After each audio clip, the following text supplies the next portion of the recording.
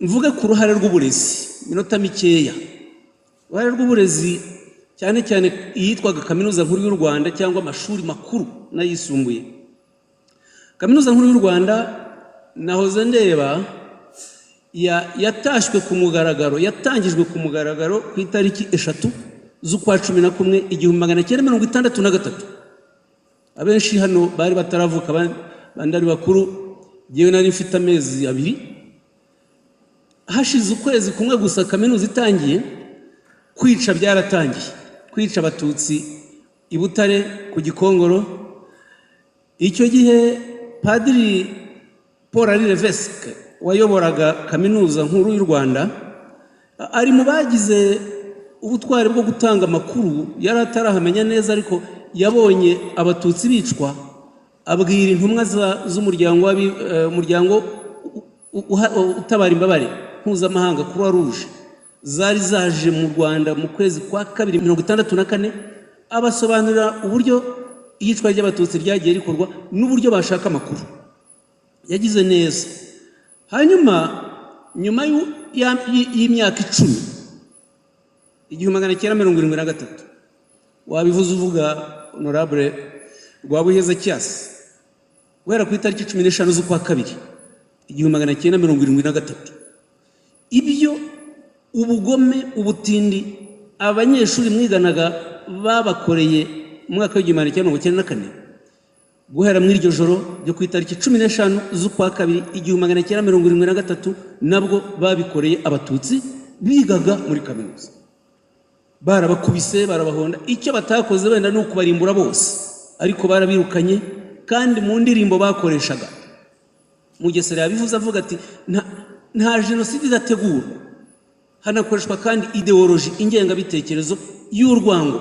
Icyo gihe abanyeshuri b'abahutu bararirimbaga ngo abanyeshuri b'abatutsi tubirukanye muri kaminuza yacu, ntibazongera kuyigarukamo kaminuza yacu.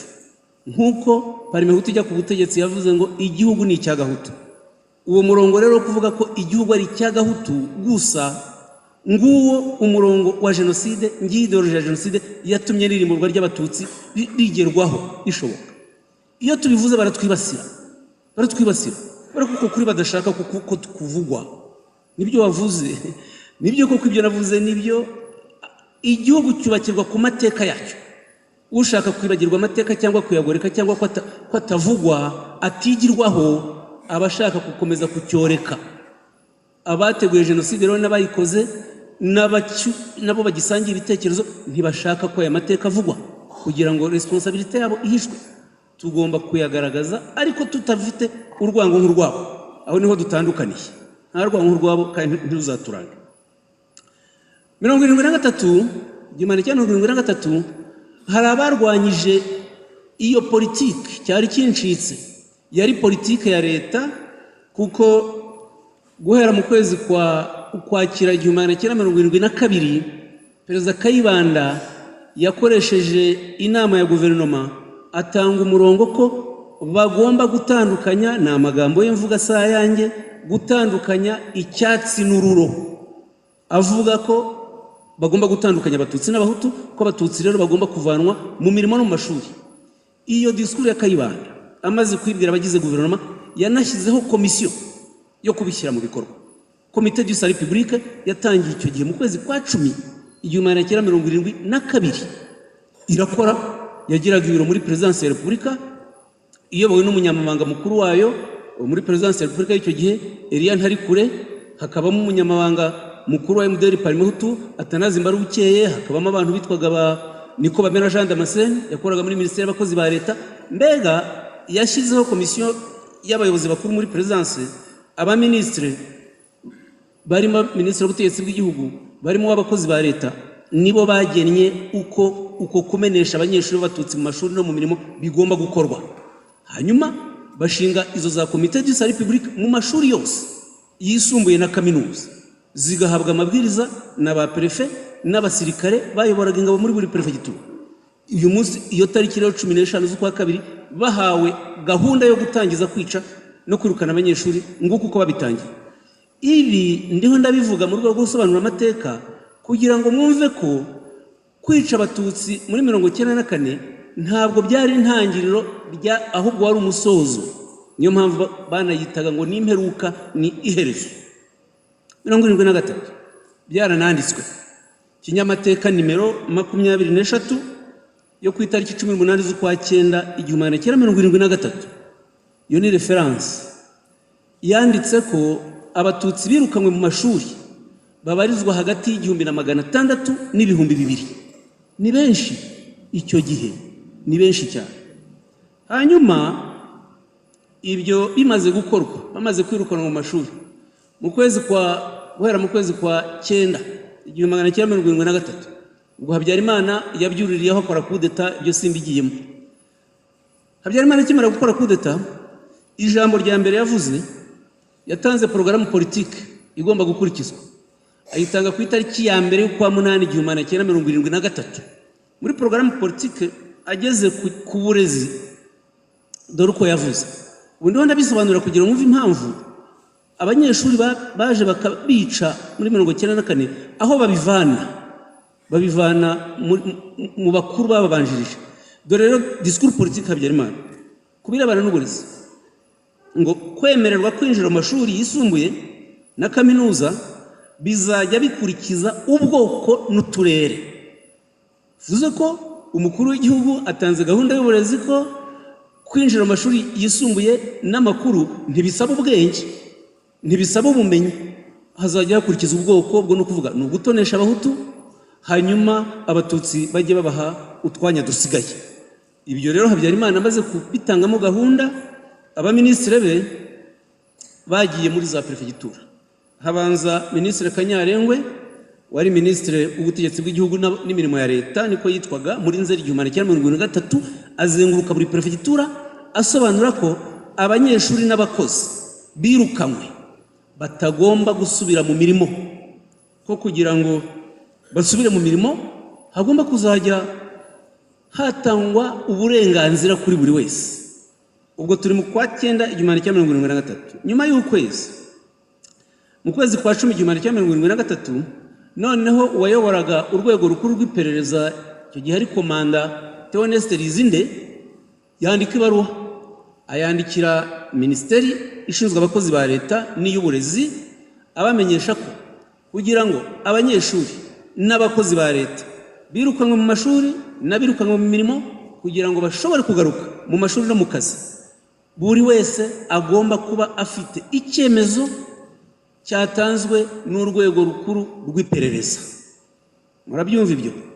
Hanyuma kubirebana n'uburezi, minisitiri w'uburezi benshi bajya bavuga ngo yari umuntu mwiza witwa Gaspard Harerimana. Jye siko mbibona, sinamumenye uwo mugabo, ariko iyo mbona politike yagiye afata, mu mwaka wa 1973 Harerimana Gaspard wari minisitiri w'uburezi yandikiye abaprefe abasobanurira yuko bagomba kumugezaho raporo y'ibanga igaragaza abanyeshuri b'abatutsi birukanywe mu mashuri, kandi ko bagomba kuzajya bayimushyikiriza mu ntoki kugira ngo iryo banga ritagira aho rica, kandi ko batazongera gusubira mu mashuri igihe cyose hatazaba habayeho icyemezo cya leta. Murumva uburyo izo nzego za leta zakoranaga zigira ngo zikumire abatutsi badasubira mu mashuri. Murumva ibyemezo basabwaga. Murumva rero iyo politike. Reka noneho mvuga ku ngingo irebana n'abantu. Ibi ntibabikunda, ntabwo iyo mbivuze babikunda abo birora, ariko tugomba kubivuga. Nafashe ishuri rimwe gusa rya Koleji ya Mutagatifu Andrea hano i Kigali. Abantu bahigaga mu mwaka wa 1973 cyangwa bari baraharangije bari muri kaminuza nkuru y'u Rwanda. Nafashe abantu 20, nashobora kuba ingero nyinshi cyane, babaye bicanye ruharwa. Abo ufashe n'andi mashuri yose yisumbuye n'amashuri na kaminuza, abigaga icyo gihe muri segonderi na kaminuza, nibo bari mu ngenga bitekerezo y'urwango rugenewe abatutsi, barayikoresha biga, noneho inabakurikirana barageze mu mirimo. Reka mbahaye amazina amwe namwe, amenshi nta nubwo ari bukenera ibisobanuro. Abigaga muri Saint Andre gusa nibo nafashe, cyangwa bari maze kuharangiza barageze iruhande. Witwa Ntirikina Faustin. Ntirikina Faustin 1994 yari afite ipeti rya majoro, yari yaranize enjeniyeri yize mu Bubiligi, niwe wayoboye yabanje kuyobora ikigo cya Gabiro ahatorezwaga interahamwe azishinzwe, hanyuma aza kuva i Gabiro ayobora abasirikare hariya mu mujyi wa Kigali za Nyamirambo mu nterahamwe n'abasirikare bishe abatutsi i Nyamirambo kuba Yosefiti kuri Charles Rwanga ni Ntirikina wabayoboye. Jean Baptiste Gatete, uyu muramuzi Jean Baptiste Gatete wari burugumesitiri wa komine Murambi muri Byumba mu karere ka Gatsibo. Ngubu ibyo yakoze guhera muri 1990 yica abatutsi 1992 kugeza 1994. Witwa Augustin Nkusi, wenda Augustin Nkusi ntimuzi, uyu yayoboraga uruganda rw'ubuhinzi bw'umuceri i Butare, projet yitwaga projet Rizikore, yari mu Gusa. Ubaba mu Bubiligi, avuka Rusatira, ari mu bajenosideri bakomeye bo muri kariya karere ka Rusatira, mu Gusa, Rubona n'ahandi. Alfred Musema muri jenoside 1994 yayoboraga uruganda rw'icyayi rwa Gisovu, yicisha abatutsi mu Bisesero, akatiye burundu n'urukiko mpuzamahanga rwa Arusha kimwe na Gatete. Witwa Augustin Bizimana, uyu yari ministre w'ingabo baba ex-FAR muri jenoside, murabizi, yaguye mu mahanga akurikiranwe n'urukiko mpuzamahanga rwa Arusha. Stanislas Mbonampeka yaratuye Indera, niwe warimbuye, ari mu barimbuye Indera hariya mu seminari muri Karayesi n'ahandi. Uwitwa Yohani Bizimana, ntabwo ari yewe bongeraho Jean Damascene ariko Yohani Bizimana uyu nguyu yari burugumesitiri wa Nyarugenge, niwe akatiye burundu, niwe wayoboye inama ibitero afatanyije na preferenzaho mu mujyi wa Kigali, byarimbuye abatutsi mu mujyi wa Kigali. Colonel Atanazi Gasake, ariko muri urwo rutonde rwose Colonel Atanazi Gasake niwe wari ushinzwe icyitwaga defense civile ku rwego rw'igihugu. Defense civile yari ishinzwe guha ibikoresho interahamwe, kugenzura imyitozo y'interahamwe, kubagemurira amagrenade n'ibindi byose. Uwitwa Colonel Tarsisi Muvunyi i Butare asumuta n'abo mwiganaga, n'umwe mu batangaga amabwiriza mu basirikare yo kuza kubica. Mu gitabo cyawe urabivuga uburyo mu ijoro ryo ku itariki 20 mwabonye abasirikare bo muri ESO aribo baje muri kaminuza i Butare, abo boherejwe na Colonel Muvunyi ndetse na Kapiteni Ildefonse Nizeyimana. Uwitwa Shingiro Mbonyumutwa, uyu ntimumuzira, noneho abahungu be bari bumara uyu munsi. Shingiro Mbonyumutwa niwe ni mwene Mbonyumutwa nyine Dominico, yize muri Saint Andre kimwe na mwene nyina Thomas Kigufi. Shingiro Mbonyumutwa muri 1973 ubwo yari ministre, kuko ari mu Habyarimana ahise agira ministre agikora coup d'etat, ariko yari mu ntagondwa zikomeye. Muri 1994 iwe hari Gitarama, niho hari bariyeri yicirwagaho abatutsi babatoranya. Ubu abahungu be bari mu Bubiligi, nibo bagize cya kindi ryashyiramo ryawo bita Jambo. Nejo nahoze mbona bandika ibirofa ripfobya jenoside rikwiza urwango hirya no hino. Witwa François Twahirwa, abantu nahoze mbona abantu barukumberi muramuzi, yakoraga muri presidence ababurugumestre, nawe akatiye burundu yamaze abatutsi. Uwo muzi mwese rero, ariko mumva iryo shuri rimwe nafashe myaka mikeya, Saint Andre. Witwa Noel Hitimana Noheli kuri Riteremu, nawe yize muri Saint Andre. Muri iyi myaka muzi ko ari ruharwa ukomeye cyane wakanguriraga iyicwa ry'abatutsi muri jenoside. Ngeri Butare rero ngiye kubabwira nibo nsorezaho abantu ndangirizaho batatu muri benshi Mugesera bavuzeho. Uwitwa Dr. Rugina Nizeyimana Emmanuel. Uyu Dr. Rugina nafasha abigishaga cyane muri medicine, we yari yaranahiye rwose ko nta mututsi uzatsinda amasomo ye. Hari bamwe bagiye bamuca mu nzara bagatsinda, ariko yarabangaga urunuka. Dr. Rugina yarazwa atyo, akanabyigamba ko gutsindisha abatutsi ari ishema kuri we. Witwa Dr. Jean Berkimas Nshimyumuremyi, uyu yari umuyobozi mukuru wungirije wa kaminuza muri jenoside, niwe uri ku isonga mu batekereje jenoside Butare no kuyiyobora. Yari umuntu ukomoka muri komine Ruhondo, ubu ni mu karere ka Burera, yari umukiga wizewe, niwe wari head, ni ukuvuga umuyobozi w'ikirenga, abandi bose bari bashamikiyeho. hari rero undi nawe wirataga ko ari uzi imibare cyane witwa Dr Banyago Augustin, we yaragiye muri Amerika ariho aba yize muri Saint Andre. Nawe muri Amerika rero bajya batera urwenya ko iyo yabaga yaje ageze i Kanombe ngo yavugaga ngo enfin les mathématiques arrivent au Rwanda, ngo iherezo ngo umuntu w'umuhanga mu mibare ageze i Kigali. Ngabo urumva imitekerereze y'abo bantu bari bafite ni imitekerereze iciye hasi cyane. Iyo mibare rero uku kwirukana abatutsi, iyo politike yo kubatoteza yagize ingaruka kuko nahoze ndeba mu mibare mfite mu mwaka w'1972 73 uwo mwaka w'amashuri, amashuri yisumbuye yari 33 mu Rwanda, yarangijemo abanyeshuri 1069. Muri bo abatutsi bari 65 gusa, 65. Umva ko kwa kubirukana kubamenesha nyine byabujije amashuri. Uwo mwaka harangije abanyeshuri 65 gusa b'abatutsi, ku bahutu 1004. Ariko iyo mbere ntigeze hinduka cyane kuko narebye nka nyuma y'imyaka 10 mu mwaka w'1983 1984 amashuri yisumbuye yari yarabaye 46, nabwo harangije abanyeshuri 1093. Muri bo leta y'inyaye mu isunzu kuko harangije abatutsi 153. Ubwo bari benshi rwose ku banyeshuri 1093 kubonamo abatutsi 150 cyari ikintu kidasanzwe. Ibi rero buriya ntabwo abantu bose babaye babi. Hari abagabo babiri b'abazungu bihaye Imana benshi Gatolika babaye babi abenshi, ariko hagiye habamo bake cyane. Nka Chanwari Note wayoboraga College ya Kristo Roi Nyanza yambaye impe ebyiri. Uruhu rwa mbere nuko gahunda yo kwirukana abanyeshuri b'abatutsi mu mashuri yisumbuye yatangiriye Nyanza muri Kristo Roi na mbere yo kugera i Butare, iyobowe n'umupadiri witwaga Louis Navo, Leon Navo wahabaga. Chanwari Note arabireka biraba barabirukana, ariko arangije yandikira Perezida Kayibanda amubwira ati iki gikorwa wakoze ni kibi, anacyita mu Gifaransa ko ari génocide intellectuel. Umva arayamaganye ariko yaretse irakorwa. Ibyo bintu biranyobera. Kayibanda rero mu kumusubiza yasubijanye ubwirasi rwose bwinshi, avuga ngo la volonté nationale désire absolument un équilibre socio-ethnique dans les établissements scolaires.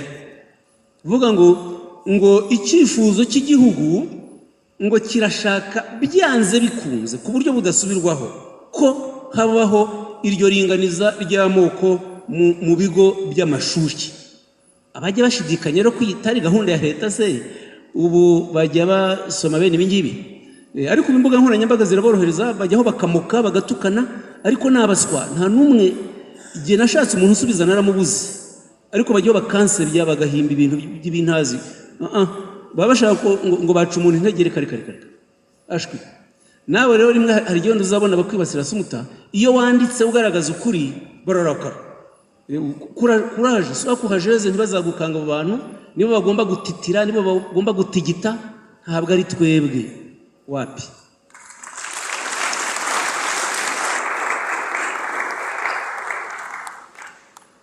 ijambo rya nyuma rero atari rya ni rya Bonhomme ariko nuko umujyi wa Butare waraduhemukiye cyane. Wabivuze uti batangiye kwica batinze, koko Prefet Dr Jean Baptiste Habyarimana yabigizemo uruhare, ariko MNRD yari yarabiteguye ku buryo yoherejeyo abantu, yoherejeyo Ministre Nyiramasuhuko, ni nako yabigenje mu zindi prefecture zose. Buri prefecture bayihaye ba ministre, bayiha abasirikare bagomba kujya gutegura jenoside no gufasha bahari.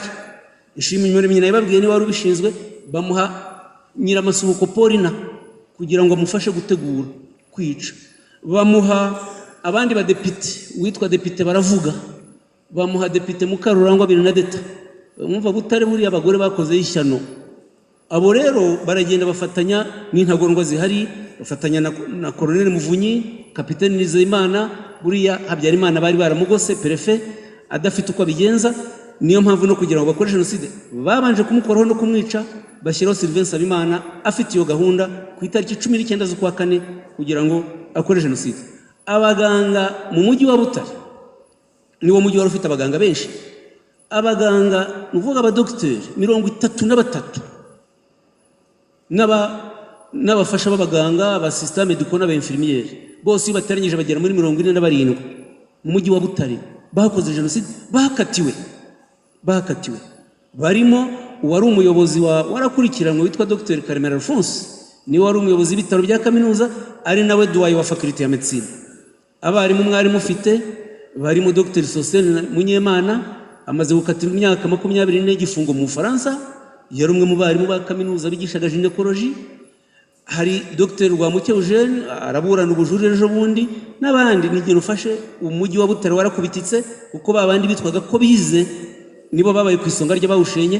Ariko buriya nensista ku mwaka w'1973 kwari kugira ngo mbumvishe uburyo abo bantu bari bafite ubwenge bw'ishuri ariko nta ndagaciro bafite. Muzehe Mugesera nicyo wibajije, nta ndagaciro bari bafite bari abantu, kandi banabikuraga mu miryango yabo naho babaga barakuriye. Iyo urebye aho bakuriye usanga ariho biva rwose. Biratangaje kubona nako ntibitangaje kubona umuhungu wa Gitera bambwiye ko imyaka 30 irihuta, abantu barangije imyaka 30 y'igifungo bariho barataha. Umuhungu wa Gitera Mbarushimana Theophile yayoboraga ishuri rya Yaveka i Butare, niwe watanze urugero, yafashe imbunda ashyira abanyeshuri b'abatutsi be yarashinzwe abashyira ku murongo, arasamo 2 abwira abahutu bigaga aho ngaho ati mbahaye urugero. Ubu yarangije igihano ari mu Rwanda aratuje. Ubwo se umuhungu wa Gitera yari yarabivanye hatari muhira. Naho hose niyo mpamvu uburere duha abana mu ngo bikuye kuba urugero rukomeye cyane. Bon, reka ndekeraho. Nongeye rwose kugushimira Assumpta, nshimira namwe mwese mwaje muri iki gikorwa. Twese nidushikame twandike, udashoboye no kwandika amajwi yayafata bikajya kuri YouTube, bibuhamya bukajyaho abantu bakabubona, kuko abagoreka amateka, abayapfobya, abadashaka ko amenya uko yagenze, uko gahunda proje yo gutsemba abatutsi yateguwe, ubu barakanuye rwose, barasaze, barashaka kwiza ibinyoma, ni nabyo bashyize imbere kugira ngo kuri nyako kuzimangatanye. Ariko ntitugomba kubibemerera, ntabwo tugomba kubibemerera, kandi ukuri ngo guca mu ziko ntigushya, tuguharanira iteka ryose. Babandi bemera Imana nabonye urimo, ubwo izaba iri kumwe natwe. Jewe narayibuze buriya kwihuza na jenoside birangora cyane, ariko nubaha abayemera ntibibe ikibazo. Ariko Imana y'u Rwanda izakomeza ibane natwe kandi izarurinda, nta nubwo izemera yuko jenoside yongera kubaho. Abakomoka ku jenoside rero bakomeje umurage wabo w'ababyeyi babo na basekuruza, bakwiye kwigira kureba kuvana isomo mu bandi bana nabo bakomoka ku bajenosideri, ariko babivanyemo isomo, batanga ubuhamya, bamaganya ubwicanyi bwakozwe n'ababyeyi, batabwigana. Abariho babwigana rero baragenda bakwiza ibinyoma cyane cyane. Bazamenye yuko icyiza nicyo kiganza, ntabwo ikibi n'urwango ari byo biganza namba. Murakoze, muze kugira umugoroba mwiza, amahoro n'amahirwe, kandi mugire mu ngo zanyu.